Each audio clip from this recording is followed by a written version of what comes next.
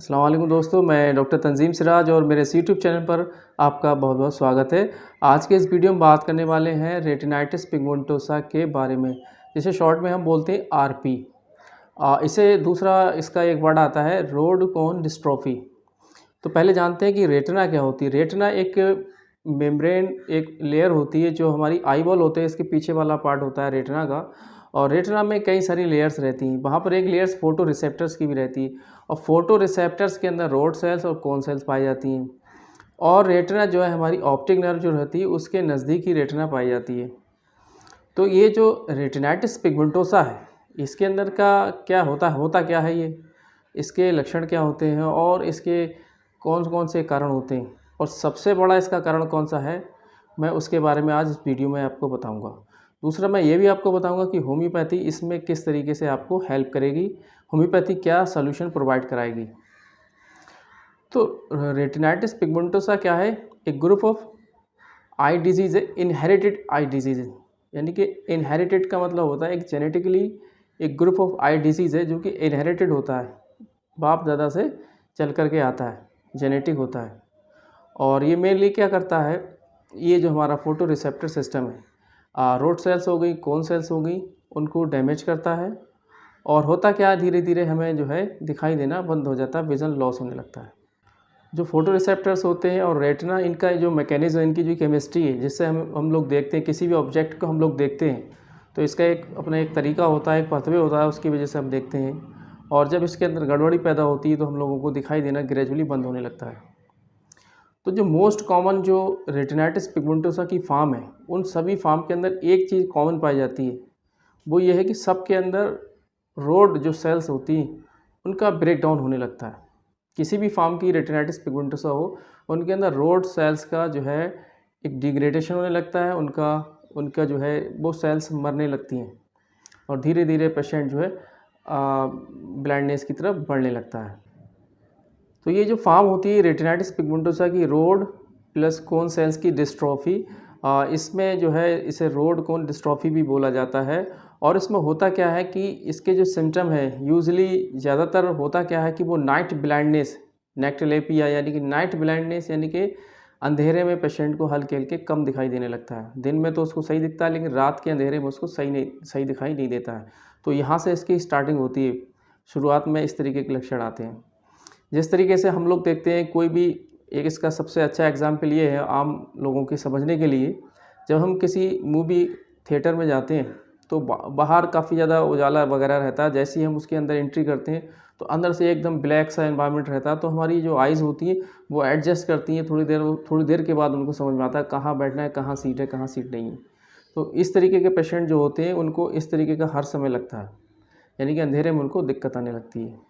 अब आइए दोस्तों डिटेल में इनके सिम्टम्स को हम समझते हैं, कौन कौन से इनके लक्षण होते हैं, उनको मैं आपको डिटेल में समझाता हूँ। रेटिनाइटिस पिगमेंटोसा यानी कि आरपी का जो अहम लक्षण है वो ये है कि जिस तरीके से रोड सेल्स डैमेज होने लगती हैं, ग्रेजुअली बीमारी जो है आगे बढ़ती है। अब आगे बढ़ते बढ़ते जो है रोड सेल डिस्ट्रॉफी होने लगती है, उनका डैमेज होने लगता है। तो जो विज़न होता है, एक विज़न होता है सेंट्रल विज़न, एक होता है हमारा पेरीफेरी विज़न। तो उसका पेरीफेरी का यानी कि जो चारों तरफ की सराउंडिंग रहती है वो पेशेंट का गायब होने लगता है। किसी ऑब्जेक्ट को अगर मरीज़ देखता है तो उसको चारों तरफ का तो सही दिखाई देगा, वो सही नहीं दिखाई देगा, बस सेंटर का दिखाई देगा। यानी कि उसका सेंट्रल विज़न जो है महफूज रहता है, जिसे हम बोलते हैं टनल विज़न।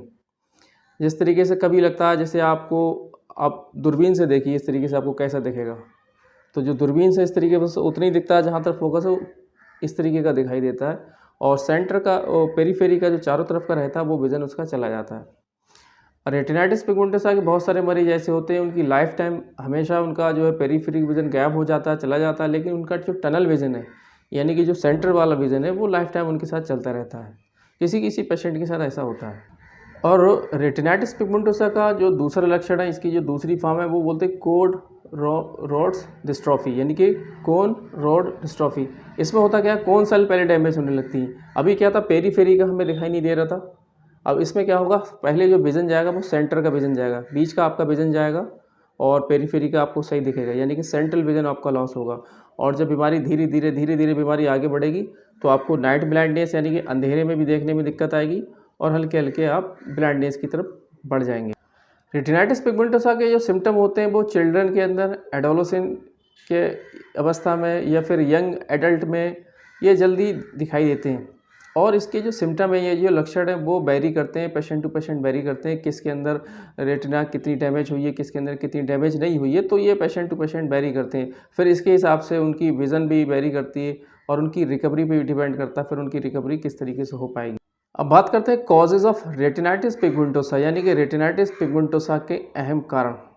दोस्तों ये जो सवाल है ये अपने आप में एक पेचीदा है, मसला जो है काफ़ी ज़्यादा पेचीदा है। यहाँ क्या है, ये जो इस तरीके से जो कारण बताए गए हैं, और एक थ्योरी और भी है जिसे हम बोलते हैं जर्मन न्यू मेडिसिन। ये जर्मन न्यू मेडिसिन है, इसका भी मैं कॉज बताऊंगा। इसका भी अपना एक अच्छा दावा है जो कॉज को जो है बताती कि ये कारण है। फ़िलहाल हम पहले बात करते हैं जो एलोपैथिक वर्ल्ड है, यानी कि जो एलोपैथिक वर्ल्ड है उसने जो इसके बारे में बताया है कि ये एक जो है इनहेरिटेड, यानी कि इनहेरिटेड डिसऑर्डर है। इनहेरिटेड जेनेटिक डिसऑर्डर का मतलब यही होता है कि आपके बाप दादा, दादा परदादा को कोई बीमारी थी, वो आपके अंदर ट्रांसफ़र हो गई, आपके अंदर भी हो गई। माना जाता है कि ये एक रिसेसिव जीन है। कभी कभी रिसेसिव जो XY और XX जो क्रोमोसोम होते हैं, माता पिता मिलते हैं तो बच्चों में उनके ट्रांसफ़र हो जाता है। कभी माता पिता दोनों से ट्रांसफ़र होता है, कभी जो है केवल पिता से ट्रांसफ़र होता है, डोमिनेंट जीन जो होता है X तब उससे ट्रांसफ़र होता है। और कभी कभी सबसे अहम बात ये जो है कि कुछ लोग, अब साइंस यह बोलती है कि यहाँ पर एक म्यूटेशन हो जाता है, यानी कि जो जीन होता है, जीन के अंदर कुछ फॉल्टी मैसेज चले जाते हैं, गलत मैसेज चले जाते हैं, और जीन जो है उसके अंदर म्यूटेशन हो जाता है, कोई नई चीज़ बन जाती है, और इस यहाँ पर जो है रेटिनाइटिस पिगमेंटोसा होने लगती है। कुछ लोग ऐसे हैं जिनके ना माँ बाप RP से पीड़ित थे, रेटिनाइटिस पिगमेंटोसा से पीड़ित नहीं थे उनके माँ बाप, ना बाप दादा, उनकी फैमिली में कोई था ही नहीं, लेकिन उनको जो है रेटिनाइटिस पिगमेंटोसा हो गई। अब जब इनहेरिटेड डिसऑर्डर है तो उन लोगों को कैसे हुई, तो ये अपने आप में सवाल है। तो वहाँ ये साइंस ये बोल देती है कि ठीक है, उनके अंदर कोई म्यूटेशन हुआ, जीन के अंदर कोई म्यूटेशन आया और उन लोग के अंदर ये रेटिनाइटिस पिगमेंटोसा के सिम्टम आने लग गए। तो कुल मिलाकर के कहने का मतलब यही है कि कोई इन्वायरमेंटल फैक्टर, कोई इन्फेक्शन या फिर एक्सटर्नल इन्वायरमेंट इसमें मायने नहीं रखता है। ये एक इनहेरिटेड डिसऑर्डर है जो कि फैमिली टू फैमिली रन करता है। लेकिन अब मैं आपको बताना चाहूँगा डॉक्टर हैमर की जो एक साइंस है, जर्मन न्यू मेडिसिन्स, इसके अंदर कॉज को एक साइकोलॉजिकल पॉइंट ऑफ व्यू से बताया जाता है। मैं उसके बारे में आपको बताऊंगा क्योंकि वो काफ़ी एक टफ़ लैंग्वेज है और उसको समझना थोड़ा मुश्किल रहता है। तो मैं थोड़ा सा डायरी देखना चाहूँगा, फिर उसको देख के आपको बताऊंगा। तो दोस्तों डॉक्टर हैमर की जो साइंस है, जिसे बोलते हैं German new medicines, German new medicine के अंदर डॉक्टर हैमर ने जो साइकोलॉजिकल कॉन्फ्लिक्ट बताए हैं, जो बातें उन्होंने बताई हैं, वो काफ़ी ज़्यादा ध्यान देने लायक बातें हैं और उनका काफ़ी ज़्यादा साइंटिफिक एविडेंस है, प्रूफ है, और मुझे उस पर 100% भरोसा है और आपको भी भरोसा करना चाहिए। तो आइए जानते हैं JNM की रोशनी में रेटिनाइटिस पिगमेंटोसा के काजेज़। अब इन्होंने सबसे पहले ये बताया कि development the function of the retina, यानी कि रेटिना की ओरिजिन, जो हमारी रेटिना है इसकी ओरिजिन कैसे हुई, ये कैसे बनी। हमारे शरीर में एक तो एक्टोडर्म, मेसोडर्म, एंडोडर्म, इन तीनों लेयरों से मिलकर के पार्ट बने हैं। तो ये रेटिना जो है एक एक्टोडर्म का पार्ट है, यानी कि एक्टोडर्म की ओरिजिन है, और इसका जो कंट्रोल सेंटर है ब्रेन के अंदर वो विजुअल कॉर्टेक्स के अंदर है। विजुअल कॉर्टेक्स के अंदर रेटिना का जो है एक रेटिना का जो है कंट्रोल सेंटर है, और रेटिना की जो ओरिजिन है वो हमारी एक्टोडर्म से है। मैं आपको शुरू में इसलिए ये बता रहा हूँ क्योंकि इसके बाद ही आपको कुछ समझ में आएगा। यहाँ पर मैकुला जो है responsible for the central vision. जो मैकुला का पार्ट जो होता है का, वो सेंट्रल विज़न के लिए रिस्पॉन्सिबल करता है। और आपका जो इसके अंदर सबसे बड़ी बात जो है बायोलॉजिकल कॉन्फ्लिक्ट क्या लगता है। जो एक बायोलॉजिकल कॉन्फ्लिक्ट होता है वो क्या होता है जिसकी वजह से ये डिजीज़ आती है अकॉर्डिंग टू JNM। ये बोलते हैं fair in the neck that can not be shaken of, fair in the neck that can not be shaken of, यानी कि एक ऐसा डर जो आपके पीछे पड़ा हुआ है जिससे आप छुटकारा नहीं पा रहे हैं। कोई एक ऐसा डर है आपकी ज़िंदगी में लगा हुआ है, जिसका कोई फेयर है, कोई डर है जो आपकी ज़िंदगी में लगा हुआ है, उससे आप छुटकारा नहीं पा रहे हैं, उसको आपसे छुटकारा नहीं मिल पा रहा है, तब ये डिज़ीज़ रेटिनाइटिस पिगमेंटोसा होती है। इसके कुछ एग्जाम्पल उन्होंने बताया। For example the fear of losing loved one और वंस होम, यानी कि आप जिसे प्यार करते हैं चाहे वो एक कैट हो सकती है, बिल्ली हो सकती है, या कोई आपके मम्मी पापा या कोई गर्लफ्रेंड या फिर आपकी वाइफ, कोई भी चीज़ हो सकती है जो आपका लव्ड वन है, उसको खोने का डर आपको लगातार सताता है। या आपका जो खुद का घर है उसको खोने का डर सताता है, या आपको गरीबी सताती है, या आपको फेयर ऑफ पॉवर्टी यानी कि मैं कहीं गरीब नहीं हो जाऊँ, या आपके ऊपर कोई कर्ज़ा है, या आपको एब्यूज़ है, लोग आपको परेशान करते हैं, आपको एक तरीके से कमेंटबाजी करते हैं, ये डर आपको लगातार सताता है। या आपको पनिशमेंट का डर सता रहा है। पनिशमेंट यानी कि कहीं आपने कोई क्राइम किया है या आपको सज़ा मिलेगी, या क्राइम नहीं भी किया तब भी कोई पनिश कर देगा, या कोई एब्यूज़ कर देगा। तो कई तरीके के जो है हमें डर सताते हैं। चाहे एक यहाँ इन्होंने लिखा है परसिक्यूशन। परसिक्यूशन हो सकता है रिलीजियस लेवल पर, एथनिक यानी कि आपकी जात के लेवल पर, या फिर धार्मिक लेवल पर आपको परसिक्यूशन हो सकता है।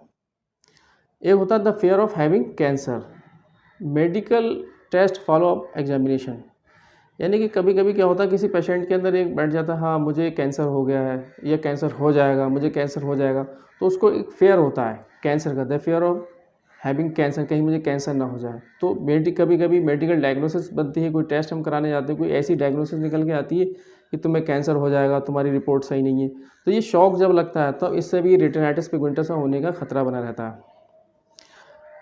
अब इसमें लिखा हुआ children suffer the conflict. Children जो बच्चे होते हैं उनको ये कॉन्फ्लिक्ट तब लगता है जब वो मम्मी पापा का झगड़ा देखते हैं। आपको ये बातें सुनने में अजीब लग रही होंगी, लेकिन ये हकीकत है।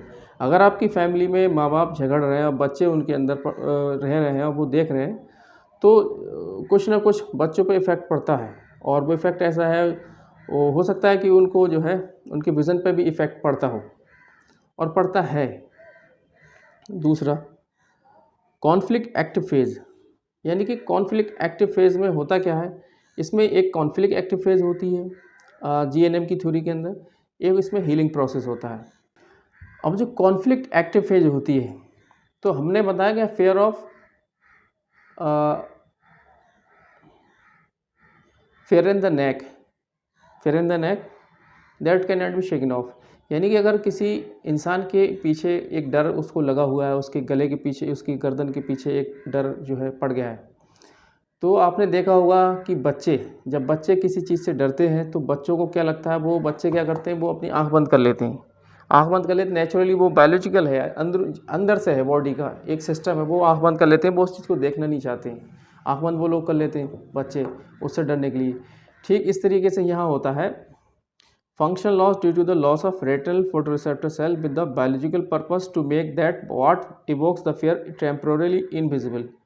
जो डर उनके ऊपर आता है, जो उनको सताता है, वो उसको एक टेम्परेरी तौर पर उससे दूर भागना चाहते हैं, उससे हटना चाहते हैं।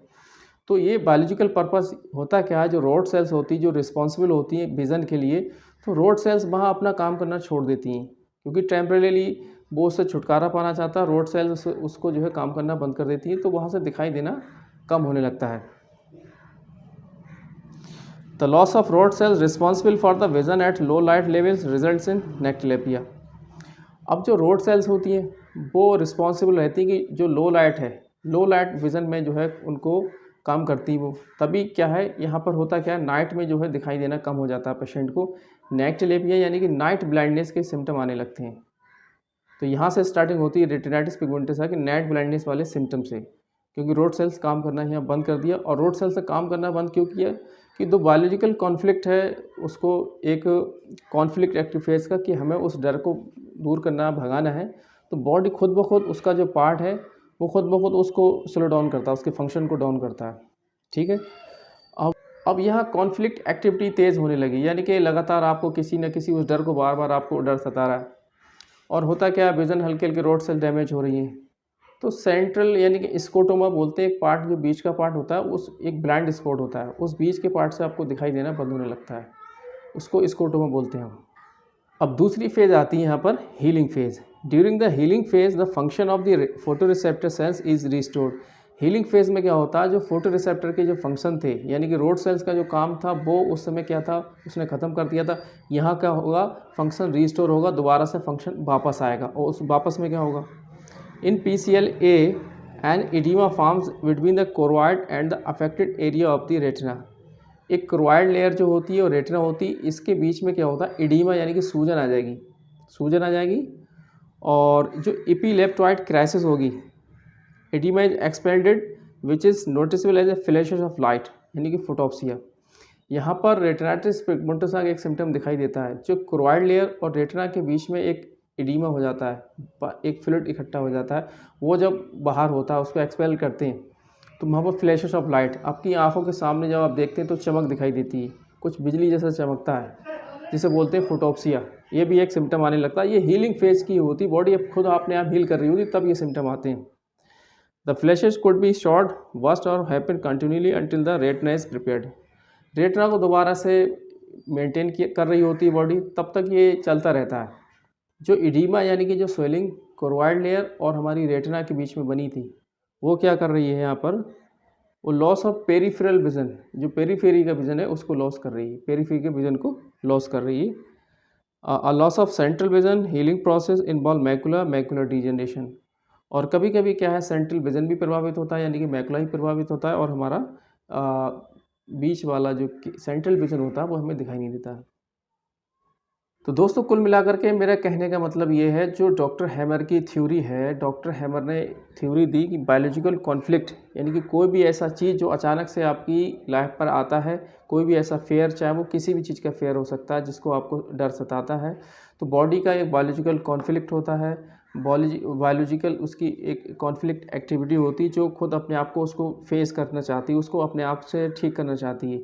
तो इस दौरान हमारे रोड सेल्स डैमेज होने लगती हैं, तो इससे हमारा विज़न जो है डिक्रीज़ होने लगता है, जिससे हमें नाइट में हमें नहीं दिखाई देता है।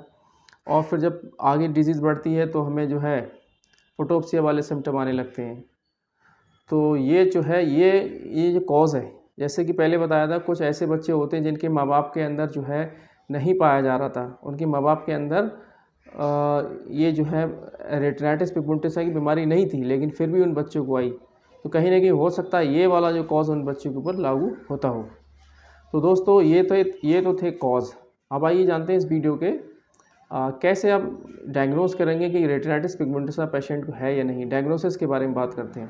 तो यहाँ 3 तरीके के टेस्ट हैं। एक तो आपका जेनेटिक टेस्ट है, जहाँ पर आपका जीन लेकर के देखा जाए। दूसरा टेस्ट होता है इलेक्ट्रोरेटिनोग्राफी।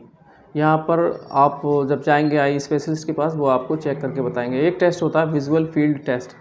विजुअल फील्ड टेस्ट आप जानते हैं कि इसमें एक सिम्टम आता है कि पेरीफेरी का विज़न लॉस हो जाता है, तो वो आपको चेक करके देखेंगे आपका विज़न कहाँ सेंट्रल में लॉस हो रहा है या फिर पेरीफेरी में लॉस हो रहा है, तो आपको डायग्नोस कर सकते हैं। अब लास्ट में मैं आपको बताना चाहता हूँ कि होम्योपैथी का रेटिनाइटिस पिगमेंटोसा के लिए क्या इलाज है, क्या इसमें होप है। एलोपैथ के बारे में बात नहीं करूँगा क्योंकि उसके अंदर बहुत ज़्यादा पॉसिबिलिटी है नहीं, वो देयर इज़ नो क्योर कह के वो लाइन वहाँ ख़त्म हो जाती है ट्रीटमेंट की। हाँ, होम्योपैथी में क्या है, पॉसिबिलिटी है, लेकिन आप लोग सवाल करते हो अक्सर, ये पूछते डॉक्टर साहब क्या ये पूरी तरीके से ठीक हो सकता है, कितने दिन लग जाएंगे, कब तक दवा खानी पड़ेगी, क्या आपका कोई पेशेंट ठीक हुआ है। बहुत सारे, जाहिर सी बात है, पेशेंट को लगता है इलाज नहीं तो बहुत सारे सवाल वो पूछता है, उसका सवाल अपने आप में एक बनता है। लेकिन मैं आपसे ये कहना चाह रहा हूँ कि होम्योपैथी में होप है, उम्मीद है, और वो डिपेंड करेगा कि हम जो होम्योपैथिक मेडिसिन देते हैं वो, मैं कई बार बताता हूँ कि वो पेशेंट टू पेशेंट वेरी करते हैं। उसका माइंड का लेवल, फिजिकल, उसका किस तरीके से क्या दिक्कत है, बहुत सारी चीज़ें देखी जाती हैं, पूरी उसकी बॉडी का एनालिसिस की जाती है, तब एक क्लासिकल तरीके से एक रेमेडी निकल के आती है, मेडिसिन निकल के आती है। उस मेडिसिन को प्रिस्क्राइब किया जाता है, फिर वो जो है ग्रेजुअली धीरे धीरे रेटिनाइटिस पिगमेंटोसा को क्योर करती है, या फिर उसको कुछ हद तक इम्प्रूवमेंट करती है, चाहे 20% हो, चाहे 30% हो, चाहे 40% हो, चाहे 50% हो। लेकिन आप अच्छे से ट्रीटमेंट लेंगे तो इंशाल्लाह आपका इम्प्रूवमेंट होता रहेगा। और अगर तो अब इसमें है कि आप, ये कुछ लोग ये भी कमेंट करते हैं, डॉक्टर साहब आपने 30 मिनट हमारे 20 मिनट बोल दिया और कोई ट्रीटमेंट नहीं बताया, बकवास कर दी। तो ये इतना अहम बीमारी है, इतनी बड़ी बड़ी बीमारियां हैं, इनको यूट्यूब पर एक फार्मूला या 2 बूंद ये पी लो, ज़िंदगी की 2 बूंद ये डाल दो, पोलियो ख़त्म हो गया, ये इस तरीके से यहाँ नहीं होता। आपकी लाइफ है, बहुत बड़ी लाइफ है, ज़िंदगी इंसान की ज़िंदगी है, और इसको एक अच्छे तरीके से ही देखा जाता है, उसको पूरा डिटेल स्टडी करके ही पेशेंट को देखा जाता है। तो उसके लिए हम आपको ऑप्शन दे रहे हैं कि आप हमारे इस वीडियो के डिस्क्रिप्शन में जाइए, वहाँ पर आपको व्हाट्सअप नंबर मिलेगा, उस नंबर पर आप अपनी जितनी डिटेल्स हैं सारी डिटेल्स आप भेज दीजिए। आप डायरेक्ट कॉल मत करिए, पहले आप मैसेज कीजिए और हम लोग फिर बात करते हैं आपकी बीमारी के बारे में, और उसके बाद आपको मेडिसिन प्रोवाइड कराई जाएगी और जिससे आपको लाभ ज़रूर मिलेगा इंशाल्लाह। तो थैंक यू फॉर वॉचिंग, शुक्रिया।